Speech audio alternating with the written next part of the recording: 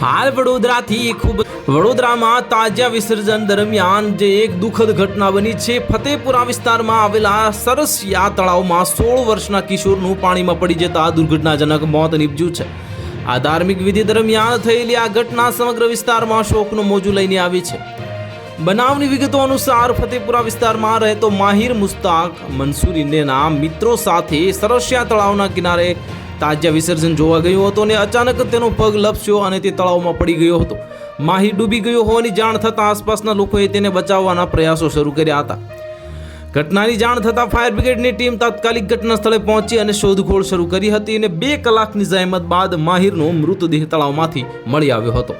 તે તાજિયાના વાંસ અને અન્ય સામગ્રીના ફસાઈ ગયો હોવાથી ડૂબી ગયો હતો અને માહિરના માતા પિતા અને પરિવારજનો ઘટના સ્થળે દોડી આવ્યા હતા।